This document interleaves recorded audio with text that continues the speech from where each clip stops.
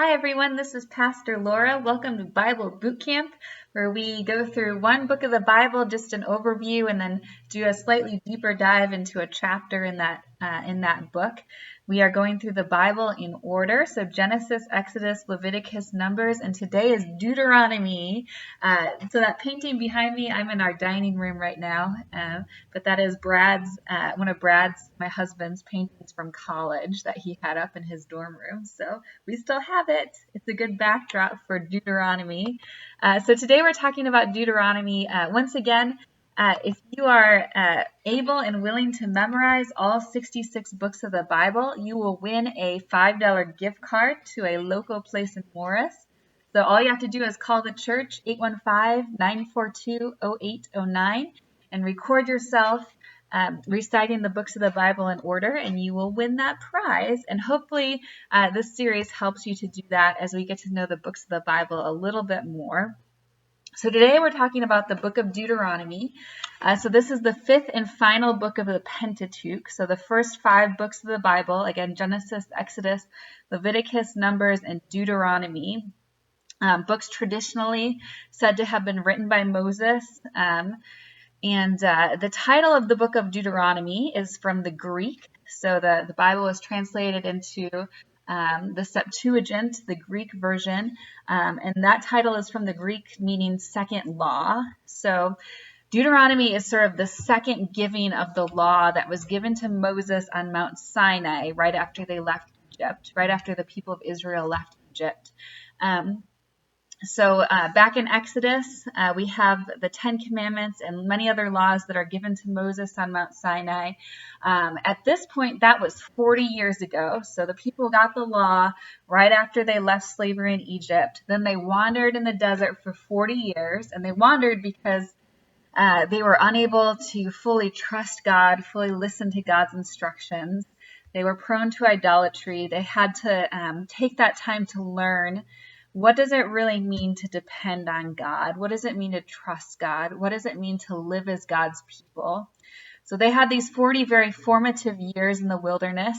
And now, 40 years later, they are at the River Jordan, and they are seeing over the River Jordan into this promised land that God promised to Abraham and Isaac and Jacob back in the book of Genesis.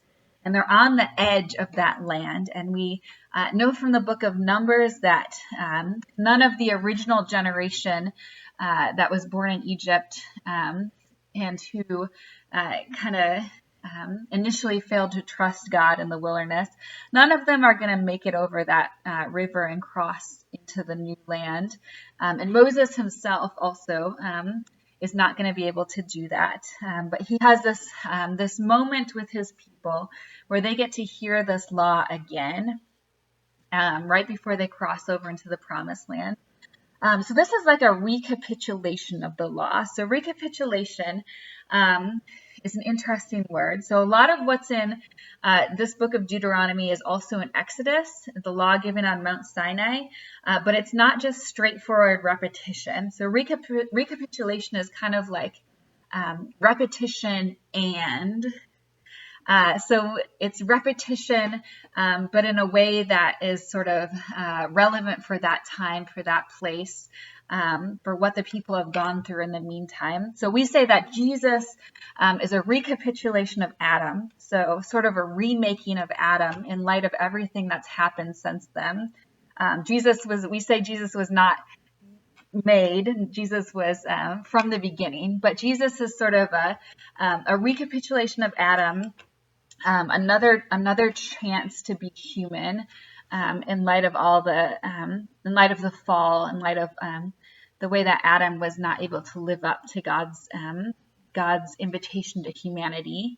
And so in the same way, Deuteronomy is a recapitulation of the book of Exodus. So sort of a restating of these laws in light of everything that's happened since then, and what have we learned along the way, and where do we still need to grow, and how do we apply these laws that we've gotten over these last 40 years.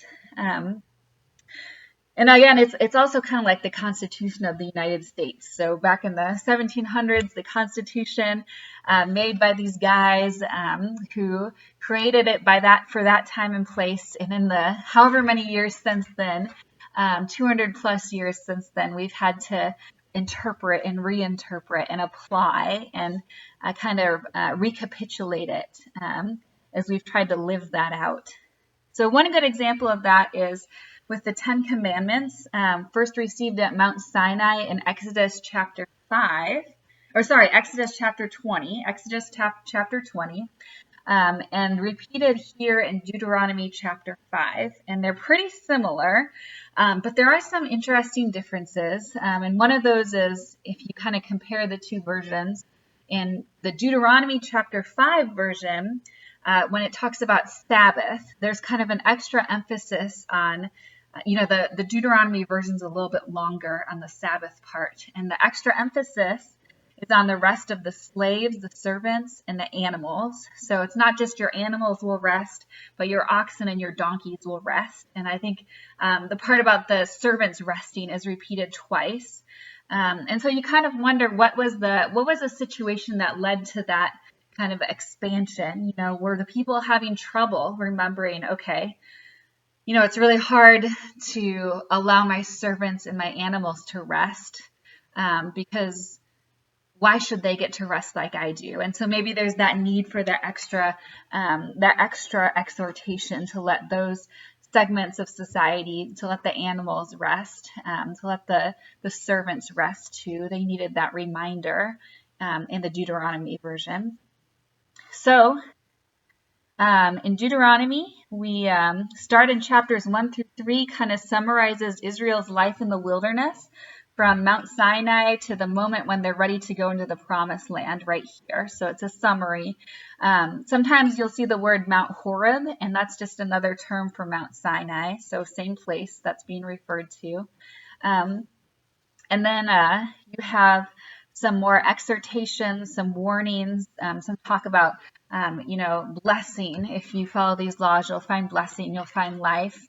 Chapters 6 through 11, 27 through 28. There's some poetry there in chapters 29 through 33, and some more giving of the law as well. Deuteronomy is probably the most consistent book in the Old Testament in terms of style. So it's a very coherent book in terms of how it's written. And in terms of what types of law are in this book, it kind of is similar to other givings of the law in that it kind of covers a wide span of things. So there's religious regulations. How do we worship God? How do we atone for our sins? How do we give thanks to God? There's ethical regulations. So how do I behave at home and in society, in my relationships with other people? There's institutional regulations. So how does the government operate? And then there's also stuff on family law. So stuff like inheritance, marriage, that kind of thing. So all kinds of different law. It's very comprehensive. But all of it points back to the people of Israel becoming this distinctive people who follow God, who worship God alone, the one God. It's always against idolatry, always against giving your allegiance to other things, other people, other gods, other types of powers, and focusing all your allegiance on God in your religious life, in your personal life, in your social life. It's all wrapped together in this one package of loving God. One piece of Deuteronomy to pull out that's really interesting and that kind of points forward is Deuteronomy chapter 17, Deuteronomy chapter 17, verses 14 through 20. So I'm going to read that real quick. Deuteronomy chapter 17, verse 14. When you enter the land the Lord your God is giving you and have taken possession of it and settled it, and you say, let us set a king over us like all the nations around us. Be sure to appoint over you a king the Lord your God chooses. He must be from among your fellow Israelites. Do not place a foreigner over you. The king, moreover, must not acquire great numbers of horses for himself, or make the people return to Egypt to get more horses. He must not take many wives, or his heart will be led astray. He must not accumulate large amounts of silver and gold. When he takes the throne of his kingdom, he is to write for himself on a scroll a copy of this law, taken from that of the Levitical priests. It is to be with him, and he is to read it all the days of his life, so he may learn to revere the Lord his God, and follow carefully all the words of this law and these decrees, and not consider himself better than his fellow Israelites, and turn from the law to the right or the left. Then he and his descendants will reign a long time over his kingdom in Israel. So that's a really interesting part of this book. First of all, because it's looking forward to a time that hasn't happened yet. So it's looking forward to this time when the people are going to come to God and ask for a king. So they're not even in the land yet.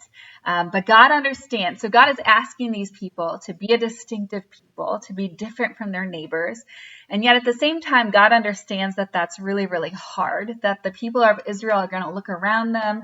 They're going to see that their neighbors have kings.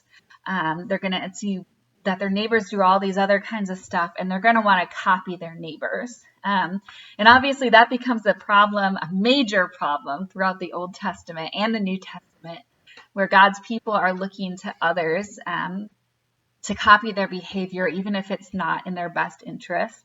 But here God is offering kind of a compromise. Like, I know you're going to do this. I know you're going to want to be like them. So, okay, eventually you're going to want a king. I'll let you do that. You can have one, but here's the rules for how that's going to work. And it's interesting to compare this ideal king in Deuteronomy with later on when the people in Judges actually ask for a king. What do those kings actually look like, and how do they actually behave? And do they measure up to this standard? It's interesting because the king is very much called to personal holiness. So his reign of the people is very much wrapped up in his ability to be close to God, to follow God's rules. God doesn't want the king to acquire power for power's sake. God also doesn't want the king to be dependent on advisors to know the law. The king needs to know the law backwards and forwards. And that's not because the law is just a knowledge thing. It's kind of an illustration that this law is more than about statutes and rules and regulations. It's about the internal holiness factor. So if the king knows the law backwards and forwards and spends time meditating on it, then the king is going to be holy. The king is going to lead the people to God. And the king's not going to start thinking of himself as better than everyone else. And there's that warning. You don't want a king who wants all the horses and the gold and the wives and all that kind of stuff, because that's not what a good king is. A good king is focused on God and focused on his people. And of course, the kings later on certainly do not all follow that. The last thing about Deuteronomy is this idea of love versus obedience. So the word love appears in Deuteronomy something like 22 times, something in the 20s. And obey is in there something like 10 times. So there's this idea that obedience to the law is coming out of love of God. So first, we're empowered by God's love for us. God chooses these people. God loves them. God gives them the ability to choose God and to love God. And their obedience comes out of that love. And that's something that continues right into the New Testament. Sometimes we think of the New Testament and the Old Testament as very distinctive and separate, but they're really not. This whole idea that God's love empowers us to love God in return, and that love of God is at the root of how we act personally and socially, that it's not about following a bunch of rules, but it's truly about trying to love God the best we can. And because we love God, we also love each other. And this is what it means to love each other, to follow certain ways of behaving. So that's the book of Deuteronomy. Next week, we will be looking at the book of Joshua. To me, that's one of the most challenging books in the entire Bible. It's going to be a tough one. There's a lot of tough stuff in that one. So it should be interesting. Next week, book of Joshua. This was Deuteronomy. I hope you enjoy reading the book, and I will talk to you next week. Bye.